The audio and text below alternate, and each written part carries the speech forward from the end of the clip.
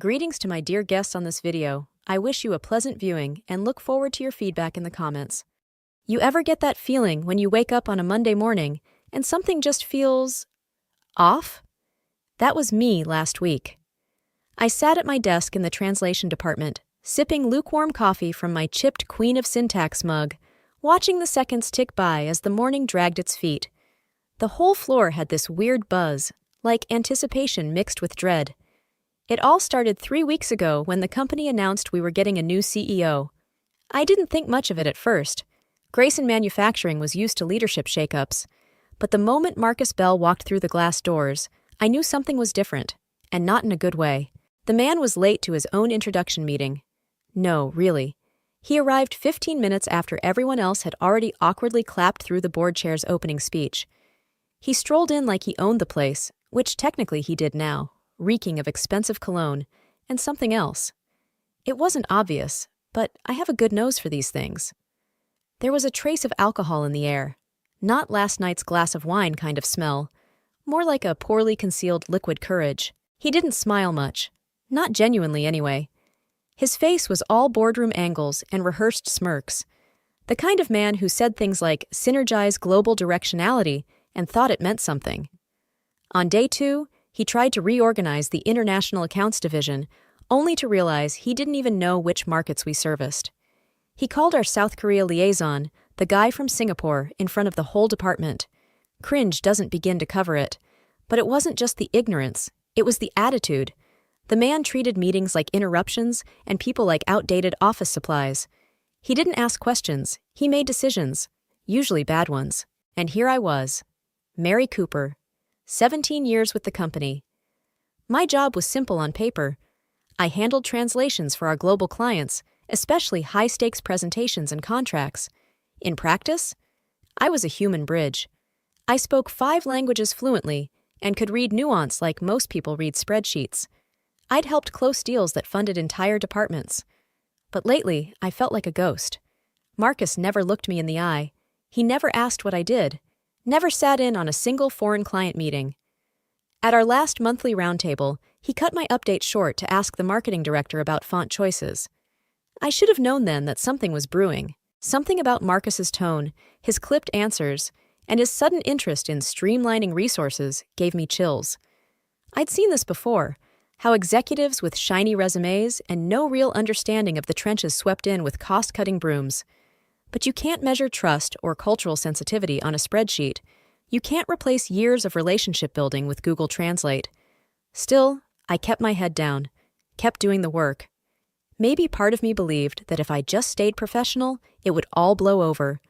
I didn't know then that the storm was about to hit, and I had no idea just how far Marcus Bell's ignorance and arrogance would take things. Wednesday started like any other, me trying to sneak in a few quiet minutes to prep notes for an upcoming client call.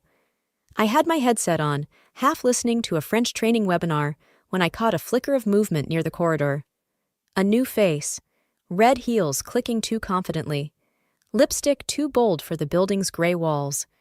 She walked like she owned the place. No badge, no shyness, just a scan of the room, and a smile that didn't quite reach her eyes. "This is Lana," chirped someone from HR, materializing behind her with the politeness of someone trying to wrap a bomb in gift paper. "She's joining us as our new SEO specialist. She'll be working closely with the web team and assisting marketing." Lana gave a small wave, then took the seat 2 desks down from mine, Rebecca's old desk. Poor thing left 2 weeks ago, burned out from endless campaigns, and Marcus's new obsession with aggressive visibility. I'd been sad to see her go. I returned to my work. I had a long morning ahead of me, translating the executive summary of our newest partnership proposal into Japanese, then prepping for the team meeting at 10. I didn't have time for introductions or awkward small talk. But Lana? Lana had time for everything. She started with a loud phone call, on speaker, something about dinner plans, organic reach, and how she'd finally escaped that garbage agency. Her voice cut through the office like a buzzsaw. I shot her a glance, thinking maybe she'd realize she wasn't alone. She didn't. By 9 o'clock, she had started commenting on my monitor. "You don't use Grammarly? Huh? Brave." I gave a short smile. I've been writing in 5 languages since before Grammarly existed. She smirked. Right, but AI can't be that bad. I turned back to my screen. The comment didn't sting, it just surprised me. I'd barely spoken to her, and she was already jabbing. Then came the kicker. At 9:32, we were gathering in the small conference room for our weekly strategy sync. People were trickling in, murmuring hellos, balancing notepads and coffee. I took my usual seat near the window. Lana walked in behind me, paused, and said just loud enough to be heard, "Oh, I guess this is the lifetime employee corner." Heads turned. A few chuckled. I didn't. I looked up, steady and even. "Good morning, Lana." She blinked, then grinned like we were friends. "Just teasing. You've probably seen so many people come and go, right?" I wasn't going to play. I opened my laptop, clicked open the presentation. She sat beside me. Too close. "What are you working on?" she whispered, leaning over, her perfume cloying and strong. I angled my screen away. Internal summary. It's in Japanese. "Oh," she said, dragging the syllables like chewing gum. "Google Translate must love you." I said nothing, because if I opened my mouth, I wouldn't be able to keep it professional. She laughed quietly, leaning in again. "Hey, don't look so serious. We're all friends here, right?" Except her hand brushed my arm as she said it, fingers trailing a little too long, too deliberate. It wasn't a joke. It wasn't innocent. And the room, bustling a second ago, suddenly felt 10 degrees colder. I shifted away, sharply. "Meeting starting," I said. Her smile didn't fade, but something in her eyes flickered, something sharper than amusement. Almost like she was waiting for a reaction, like she wanted me off balance. And for a second I realized this wasn't about teasing, it was a test. But I'd been in boardrooms with executives who shouted in languages they didn't understand. I'd translated threats and apologies, negotiated mergers between companies that barely trusted each other. I wasn't going to flinch now, not from her. I turned back to my notes, heart thudding, stomach twisting, not from fear, but from something worse. Recognition. Because I knew this game. I just didn't know why she'd decided I was the target. Yet, the meeting was already off to a bad start. Marcus was late again, as usual. The rest of us sat around the glass table under flickering fluorescent lights, scrolling through slides on our tablets, and pretending this wasn't our 6th cost optimization session in 2 weeks. I sat near the end, as always. Not quite invisible, but easy to overlook if you weren't paying attention. Most didn't. Lana strutted in just before Marcus, wearing a pencil skirt that screamed aggressive promotion track. She winked at one of the marketing guys and sat directly across from me, laying her phone face up like she expected urgent fan mail. Marcus entered finally, sleeves rolled, tie loosened like he wanted us to think he was busy being brilliant. He dropped a folder on the table, didn't bother with a greeting. "All right," he said, "we've got to cut deeper." A murmur spread across the table. No one made eye contact. "Executive directive from above," he continued. "If we want to protect our international rollout, we've got to trim non-core roles." Non-core. It's amazing how quickly your stomach turns at 2 words. Lana raised a hand casually. "I've reviewed the digital operations list. We're overlapping in a few areas. Marketing automation has already cut localization time by 40%. With AI integrations, we've streamlined most of the language workflows." Marcus nodded like she'd handed him a solution on a silver platter. She turned to me. "I mean, no offense, Mary, but translation? In 2025? There are tools that can do it faster. We should be reallocating those funds." And there it was. She smiled as if she wasn't talking about me, as if I were a broken stapler. Marcus didn't hesitate. "I've been thinking the same thing. Look, I don't need regular translators in the company. Google Translate can handle it. Besides, it's not like we're translating Shakespeare."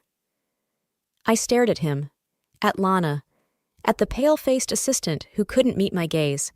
I felt every eye avoid mine like my grief was contagious. But I didn't flinch. I straightened my back, closed my tablet, packed nothing. "I understand," I said calmly, standing. Marcus blinked. Maybe he expected tears. Maybe he expected me to plead, to argue. Instead, I smiled. A small, quiet smile. I wish you luck at your next meeting. He furrowed his brow, confused. Lana smirked like she'd won something. I walked out without a single word more. They didn't ask where I was going. They didn't realize who was coming. Monday was 3 days away, and they had no idea what that meeting would become without me in the room. I didn't leave right away. I probably should have. I had my dignity still intact and a clean exit line. But as I stepped out into the hallway, the weight of what just happened hit me, not as humiliation, but frustration. Not at being fired, but at the ignorance behind it. So I turned around. I stepped back into the room where Marcus was already moving on to the next efficiency measure, and Lana was tapping away on her phone like she hadn't just erased nearly 2 decades of trust in 5 minutes. Wait, I said, my voice level but firm. You need to understand something. Marcus glanced up, mildly annoyed. Mary, I'm not just a translator, I said. I'm the liaison for our international partners. I've built direct communication with our clients in Japan, Germany, Argentina, and South Korea. I'm not giving them text. I'm giving them us, context, nuance, relationships. Lana rolled her eyes. We have CRM data and language tools for that now. You don't understand, I replied, trying to stay composed. It's not about words, it's about trust. Some of these clients don't speak to anyone else. They don't sign without me in the room. I've spent years building those bridges. Marcus leaned back in his chair like I was interrupting his Netflix binge. Mary, I appreciate your passion, but you're not irreplaceable. No one is. I'm not saying I'm irreplaceable, I said, though my voice was shaking slightly now. I'm saying you're cutting out the only person who understands how these partners think, how they negotiate. They won't respond to Google Translate. They won't respond to cold emails or flashy dashboards. They'll go cold, and you won't even see it coming. Lana let out a short laugh. Wow, confident, aren't we? Marcus nodded, almost condescendingly. You're clearly emotionally attached to your role, but this isn't personal. It's just business. You might be overestimating your importance, Mary. Overestimating. That word hit harder than I expected. As if the years I spent working late into the night, learning cultural idioms, perfecting honorifics, and reworking contract language until every clause was airtight, meant nothing. As if I was just some sentimental employee clinging to a dying role. They saw me as a line item, and now they were erasing the line. I stood there, heart pounding in my chest, wanting to scream the truth into their blind, smug faces. But I didn't, because I realized something else in that moment. You can't explain fluency to people who only speak in buzzwords. So I nodded, just once, and I walked out. They had no idea what they'd just thrown away, but they'd find out. Soon. The first few hours were the worst. I walked home slower than usual, my bag oddly weightless, like even it knew I was no longer part of something. The sun was still out, but everything looked dull, washed out, like someone had turned down the saturation on the world. By the time I got inside, the silence of my apartment hit me like a slap. I dropped my keys into the ceramic bowl by the door and just stood there. No buzzing work phone, no emails, no calendar alerts reminding me of partner follow-ups, just stillness. I sat on the couch and stared out the window, arms folded tightly around myself like I was trying to hold all the years together. Part of me wanted to scream. Another part wanted to call them, Marcus, Lana, HR, someone, to explain again, to make them understand that I wasn't just a cog in the wheel. But the truth? A louder part of me didn't want to give them the satisfaction, so I sat and wondered, can they really manage without me? Could Marcus, with his copy-paste charisma and buzzword bingo, navigate the subtle power plays of our South Korean suppliers? Could Lana explain the delicate honor culture that our Tokyo partners insisted on upholding in every contract line? Could Google Translate tell them when a single misused pronoun could quietly kill $1 million deal? Could a machine read the pause before a sentence? The unsaid tension in a video call? The buried meaning in a single, I already knew the answer. But the waiting, that was the hard part. That night, I barely slept. My phone lay silent on the nightstand, dark except for the occasional promotional spam.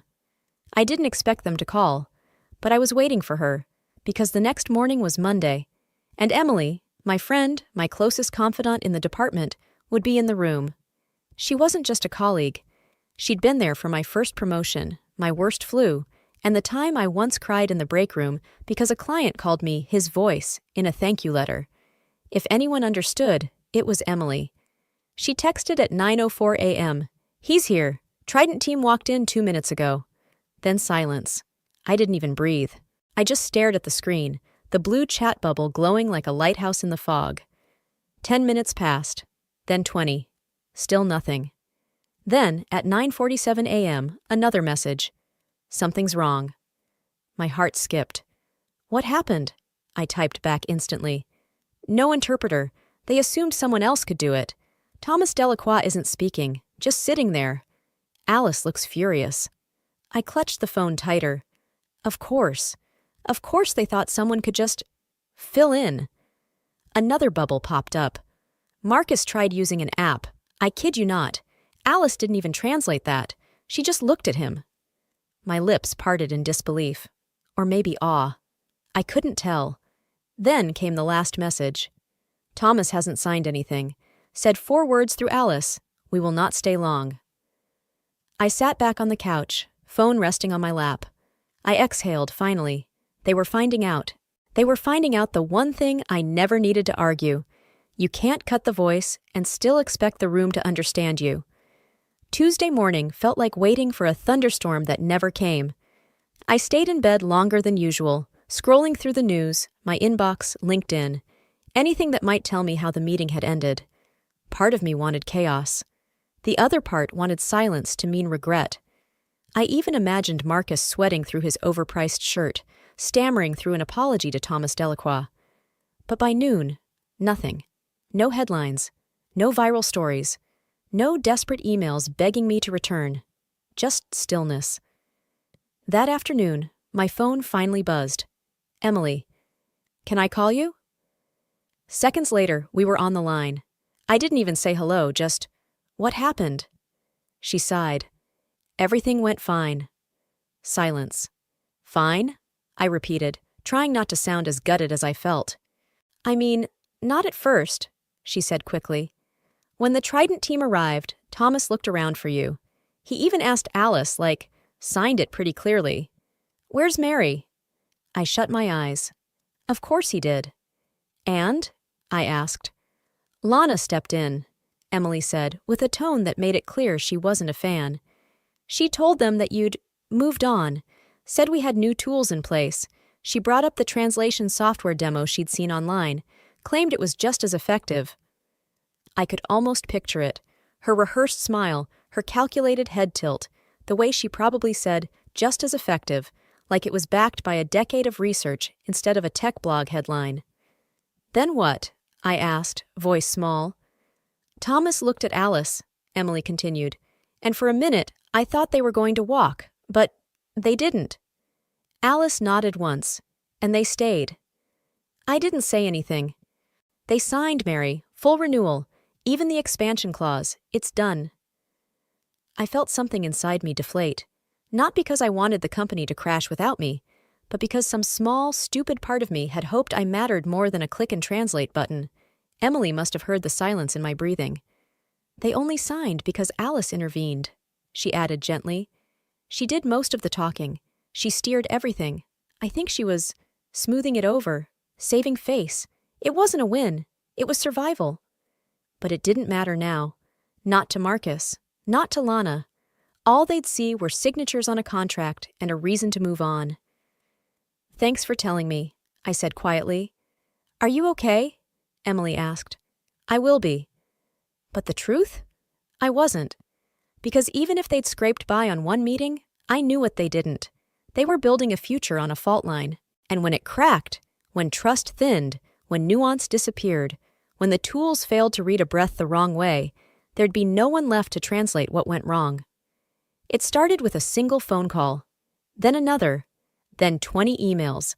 By 7:13 a.m. on Wednesday, I was already staring at my phone, screen pulsing with alerts like it had a heartbeat of its own.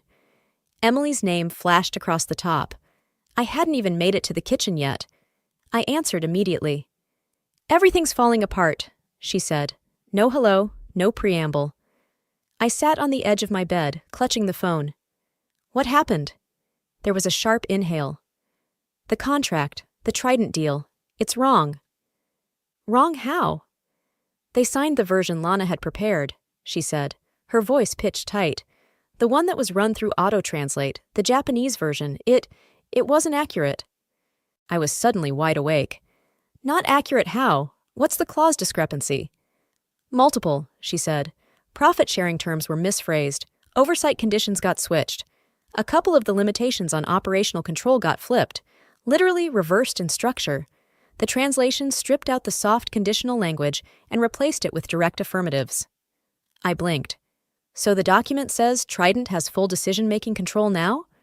Yes, and a 3% performance bonus, backdated to last quarter. I went cold. That clause was never approved. I know. Emily's voice dropped, almost a whisper. They own us, Mary. For the next fiscal year, they can revise scope, timelines, even staffing, and it's legal. They signed it yesterday, and it's already been countersigned by the Trident team. They handed it to Alice after the meeting.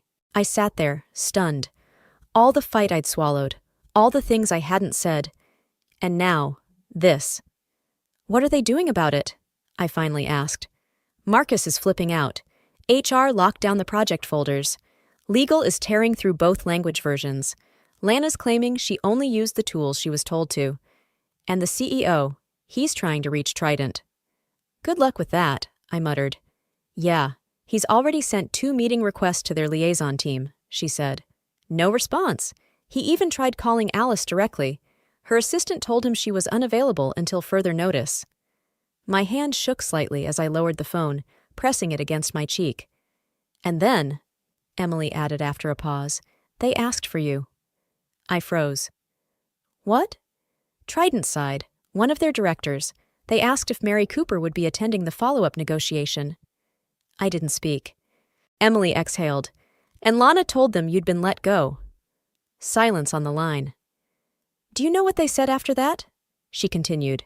Nothing. They just nodded, politely, quietly, but the temperature in the room shifted, like someone had just slammed a door no one could see. I pictured it. Trident's executive team seated across the long glass table, expressions calm but unreadable. The kind of quiet that doesn't come from confusion. The kind that comes from disappointment, from a decision already made. They're not angry, Mary, she said more quietly. They're insulted. Of course they were. You don't build a relationship through a screen. You don't earn trust through a software interface. You don't replace 2 decades of cultural nuance with an API. They're giving us a chance to fix it, Emily said. But they haven't committed to anything. They haven't agreed to renegotiate. They haven't even promised another meeting. And Marcus? Wants a miracle, she replied flatly. He's trying to push through a revised contract draft. He's calling in a certified interpreter to mediate a video call tomorrow. But between us, the partners have already gone quiet. That silence. I knew that silence. It wasn't a delay. It was a verdict. They'll cancel, I said softly. Not today, not tomorrow, but soon. Quietly. No headlines. Just gone. Emily didn't argue. I think so too. There was a long pause between us. And in that pause, I realized something else. Something Marcus hadn't figured out yet. They didn't lose the deal because of the contract. They lost it because of what the contract symbolized. They told our partners I wasn't necessary, that their voice, their culture, their expectations were a line item. Trident didn't walk away because of the money. They walked away because no one listened. And when they finally do, no one will understand what they're saying.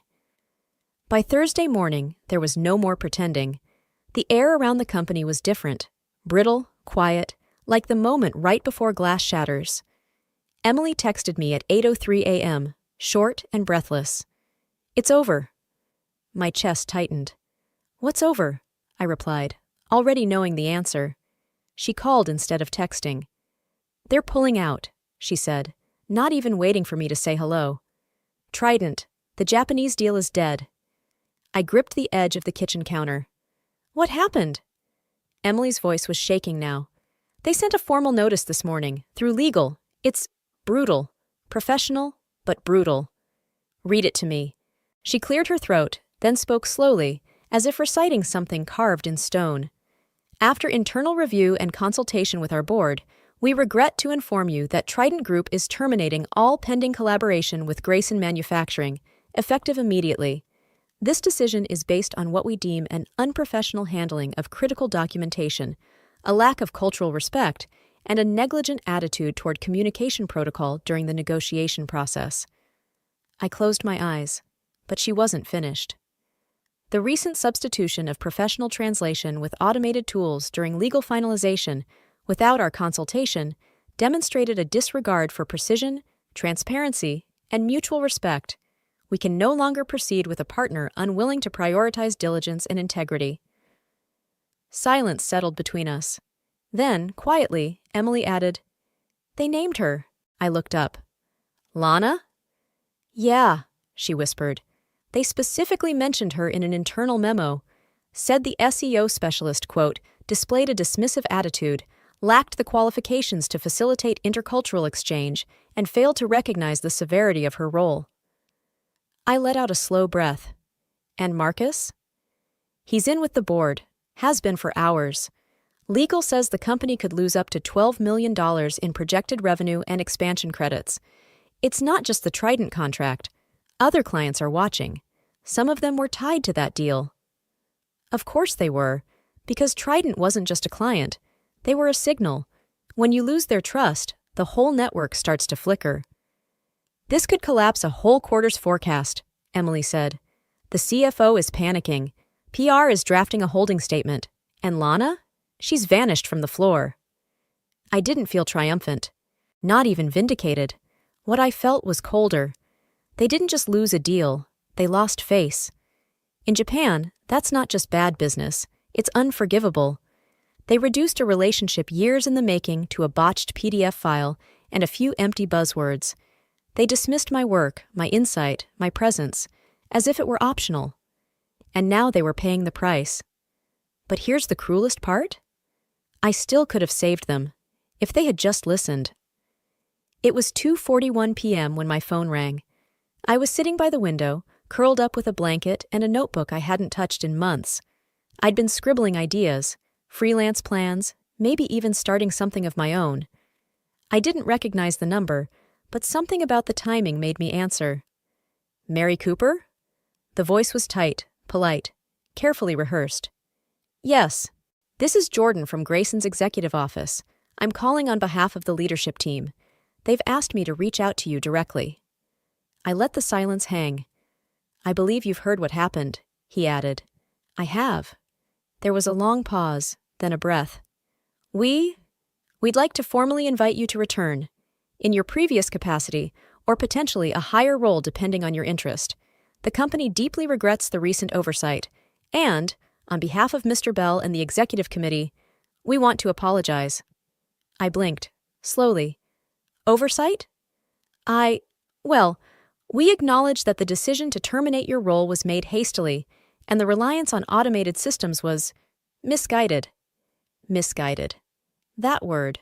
So gentle. So sanitized. "And what about Lana?" I asked calmly. There was a tight pause. "Miss Vellon is no longer handling international accounts. Disciplinary action is under review." I didn't flinch. "That's not what I asked." Another pause. "What do you require to return?" I stood up, walked to the window, and stared at the city blinking beneath gray clouds. "I want a formal apology," I said. "From her. Not a press release, not a line in a memo. I want her to say it to my face. That she disrespected me, underestimated me, and that her arrogance cost the company millions." Silence. "And?" the voice said quietly. "And financial compensation," I said, voice clear. "Not a bonus, not a performance token. I want damages for wrongful termination and reputational harm. You fired me publicly, dismissed me like I was replaceable, and let her use me as a punchline. You want me back? Pay for what that did to me." He didn't answer for several long seconds. "We'll need to speak with legal," he said carefully. "You do that." "May I ask one thing?" Sure. Would you consider returning if those conditions are met? I paused, just long enough to make the weight of my silence clear. If you can't understand why I deserve both, you never deserved me in the first place. Then I hung up. I didn't cry. I didn't shake. I just went back to my notebook. Because for the first time in years, I wasn't waiting to be recognized. I was defining my own worth. Friday morning, the company pulled out all the stops. I wasn't planning to go in, but they asked, insisted, and something in me wanted to look them in the eye one last time. I wore black. Not for drama, but for clarity. No colors, no softness, just truth. When I stepped off the elevator onto the executive floor, the entire office was gathered. A few heads turned. Others tried to look casual, like they hadn't spent the last week watching their walls crumble. Marcus stood off to the side, face gray, hands clasped. The CFO was there too, arms folded, lips thin. But it was Lana who stepped forward. She looked deflated. The confidence was gone. She clutched a stack of papers like a shield, her blazer a little too crisp, like it was borrowed confidence. And in that moment, I saw it. She wasn't powerful. She was protected. And now, that protection had vanished. "Mary," she began, voice trembling slightly. "I owe you a very public apology." The room was dead silent. "I spoke out of turn," she said. "I undermined your work. I dismissed your expertise, and I said things, deeply disrespectful things, that reflected ignorance and arrogance. I was wrong." Her voice cracked. "I believed that tools could replace people. That speed was more important than understanding, and because of that, I cost this company a partnership we spent a decade building." She looked up. "You were the bridge. I burned it. I'm sorry." A few murmurs rippled. Someone actually nodded. Marcus shifted like he wanted to say something, but I held up my hand. I looked Lana in the eye. "Thank you," I said. "It takes something to say that out loud." She nodded, cautiously hopeful. "But I'm not coming back." Silence. The room stiffened. "I don't owe this company another minute of my time," I continued, voice calm. "When I was here, I was invisible. Until I wasn't. You saw my value only after you lost it, and now you want to recover your reputation on my back." I turned slightly so they all heard me. "I'm not a symbol. I'm not a rescue plan. I'm a professional who deserved respect before it cost you millions." I paused.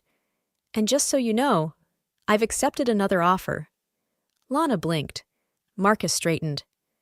"The Japanese partners?" he asked. I smiled, small but certain. "They called me the day after they pulled out. Said they wanted to work with someone who understood not just their language, but their values. I'll be overseeing their North American expansion." A gasp somewhere in the room. A dropped pen. Lana's lips parted slightly. "I didn't walk away from this company," I added. "I walked toward something better. Then I walked out. No applause, no banners, no dramatic music. Just the sound of heels on tile, doors closing behind me, and a freedom I'd earned, word by word, hand by hand." Later that night, I stood on the balcony of my new office, city lights stretching into forever. This time, I wasn't the translator. I was the voice. And they would never forget it. Life has a strange way of teaching you who you really are, usually right after someone tries to erase you. After I walked out of Grayson for the last time, I didn't look back. Not because I was bitter, but because I didn't need to. I had already lived my proof. Every word I'd translated, every hand I'd shaken, every bridge I'd built, none of it needed their validation anymore. Trident didn't just offer me a job. They offered me purpose. They made me Director of Global Cultural Strategy, which is a fancy way of saying, "We trust your voice and we want to amplify it." The first time I sat in a meeting with their Tokyo office as an equal, not an assistant, not an afterthought, I felt something shift inside me. Not pride, not revenge, just peace. Like I'd finally arrived where I was meant to be. I didn't just get a new title. I built a team. I hired overlooked voices, language experts, cultural consultants, women who'd been told they were too niche or too soft-spoken. Together, we created a space where fluency wasn't just about words. It was about respect. Sometimes, People from Grayson reach out. Quietly, carefully. A few even apologized. Some were just curious. Do you miss it? Not even a beat. Not at all. Because here's the thing. Losing that job didn't break me. It showed me how strong I'd become without anyone noticing. It reminded me that your worth isn't something someone else can calculate on a spreadsheet or reduce to a line item. Your worth is in what stays behind when you're gone. And when I left, I didn't leave silence. I left a message. Respect people before you need them. Ask questions before you assume. And never, ever, confuse technology with trust. I still carry the little ceramic cup Thomas gave me, tucked safely on my new desk. Not as a souvenir of where I came from, but as a symbol of what happens when you choose to honor the language of people, not just profits. And every time someone new joins our team, I tell them the same thing. You're not here to be a cog, you're here to be a voice. And I mean it. Because that's the legacy I'm building now, one fluent, fearless step at a time.